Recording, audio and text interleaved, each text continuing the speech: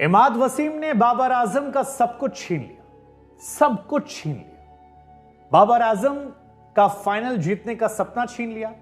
पेशावर ज़ल्मी का 7 सालों में पहली बार ट्रॉफी जीतने का सपना छीन लिया। बाबर आजम का पाकिस्तान के दोबारा से कप्तान बनने का ख्वाब भी छीन लिया। लेकिन बाबर और इमाद की कहानी ये आज की कहानी नहीं है। एक जमाने में बाबर और इमाद अच्छे दोस्त हुआ करते थे। अगर आपको किस्सा याद नहीं है तो याद दिला दें कि विराट कोहली की बाबर आजम से जो पहली मुलाकात थी वो भी इमाद वसीम ने ही कराई थी। और इस किस्से को भी खुद बाबर ने बताया और विराट ने भी समझाया था कि कैसे बाबर ने इमाद से कहा कि मैं विराट को पसंद करता हूं, क्या तुम मिलवा दोगे। वो इमाद वसीम जो विराट कोहली के एक जमाने में अंडर 19 मेट हुआ करते थे, उन्होंने बाबर की मुलाकात करवाई। लेकिन वक्त बदला, जज्बात बदले, हालात बदले और 2019 के बाद बाबर और इमाद के बीच में दूरियां बढ़ती गई। दो सुपरस्टार की कहानियों में विवाद बढ़ता गया। बाबर आजम ने अपने दोस्तों की नई फहरिस्त बना ली, जिसमें शादाब थे, जिसमें नवाज थे और फिर इमाद वसीम को किनारे कर दिया गया। इमाद दुनिया की तमाम लीग्स में लगातार परफॉर्म करते रहे, लेकिन उन्हें पाकिस्तान से खेलने का मौका नहीं दिया गया। फिर पीसीबी का हंटर चला, नियम, कायदे, कानून और इन सब के बीच में इमाद वसीम का तमाम टीवी चैनलों पर बैठकर बाबर आजम की स्लो बल्लेबाजी को लेकर उन पर तंज कसना, ये सारे विवाद चलते रहे। लेकिन जब ग्राउंड पर इमाद लौटे तो बाबर के प्रशंसकों ने इमाद का जीना दुश्वार कर दिया। इमाद वसीम के ग्राउंड में पहुंचते ही बाबर बाबर बाबर के नारे लगने लगे। इमाद वसीम की परफॉर्मेंस पर सवालिया निशान उनकी बल्लेबाजी ने लगा दिया, क्योंकि पहले मैच में सुल्तान के सामने वो 0 पर आउट हो गए। इसके बाद जब वो खेलने आए तब ग्लैडिएटर के सामने 9, उसके बाद ज़ल्मी के सामने 1, अगले मैच में 0, उसके अगले मैच में बैटिंग नहीं मिली। फिर जब कलंदर सामने गए तो 4 रन, फिर बैटिंग नहीं मिली। और इन सारे मैचेस में ना बल्ले से ना गेंद से इमाद वसीम चल नहीं रहे थे। और सोशल मीडिया पर तमाम लोग जो थे वो इमाद वसीम पर तंज कस रहे थे, कह रहे थे कि तुम टीवी पर बैठकर तो बड़ी बड़ी बातें करते थे, अब क्या हुआ। तुम कहते थे कि बाबर स्लो खेलता है, लेकिन तुम तो खेल नहीं पाते हो। हालांकि इमाद वसीम ने मानो कहा कि भरोसा रखिए, हम पुराने खिलाड़ी हैं, जहां पर मैटर सबसे बड़ा होगा वहां पर इमाद वसीम खड़ा होगा। और यही कारनामा इमाद वसीम ने करके दिखाया। इमाद वसीम ने आखिरी के 3 मैच इस्लामाबाद यूनाइटेड को जिताए। आप याद कीजिए उनका मैच मुल्तान सुल्तान के सामने, आखिरी ओवर तक मैच गया था। सामने तेज गेंदबाज अब्बास अफरीदी थे और कहर पर कहर जा रहा था। फहीम अशरफ का विकेट गिर चुका था।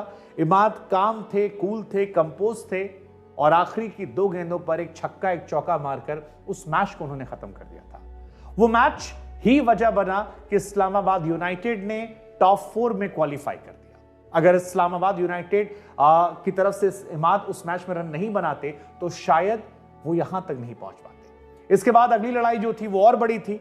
क्वेटा ग्लैडिएटर के सामने वो पहुंचते हैं। बल्ले से भले ही 4 रन बनाए, लेकिन जब गेंद मिली तो ग्लैडिएटर को प्लेऑफ 1 में चारों खाने चित कर दिया। पहला ओवर गेंदबाजी करने आए और शुरुआत में ही वो क्वेटा, जिसके टॉप 3 को लेकर उसे गुरूर था, जेसन रॉय उनके पास से, सौद शकील उनके पास से, उन सारे बड़े बड़े नामों को उन्होंने चकनाचूर कर दिया। 4 ओवर गेंदबाजी की, 3 विकेट निकाला, 12 रन दिए और अपनी टीम की जीत सुनिश्चित की। जहां मैटर बढ़े वहां इमाद वसीम खड़े। उस मैच में जीत का असर यह रहा कि इस्लामाबाद यूनाइटेड प्लेऑफ 2 में गई, जहां पर पहले प्लेऑफ मैच के मुकाबले में जो पेशावर ज़ल्मी हार कर आई थी उनसे मुकाबला था। यह मैच भी एक तरफा हो गया था, क्योंकि इस मैच में लगातार विकेट गिरे थे। इस मैच में इनकी टीम की हालत खराब थी। इस्लामाबाद यूनाइटेड लगातार संघर्ष कर रही थी। 21 पर 3 विकेट, 50 पर 4 विकेट, 91 पर 5 विकेट। ऐसा लगा कि मैच मुमकिन नहीं है, क्योंकि 12 के आसपास का स्ट्राइक रेट हो गया था।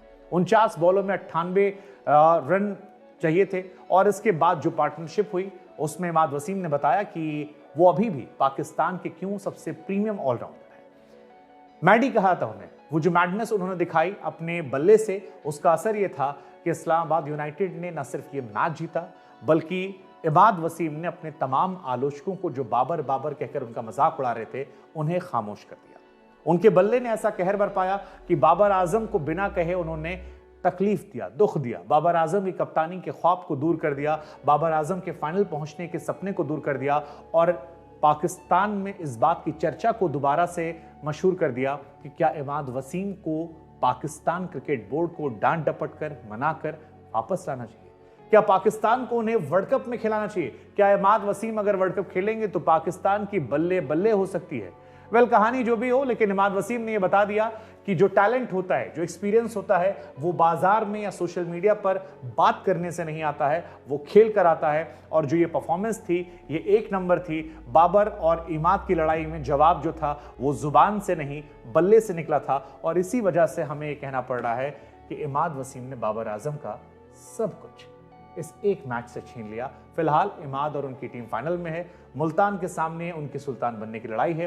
क्या इमाद वहां पर भी छाएंगे? ये देखने वाली बात होगी, लेकिन इमाद अपनी पहचान बना गए, ये 100% की बात।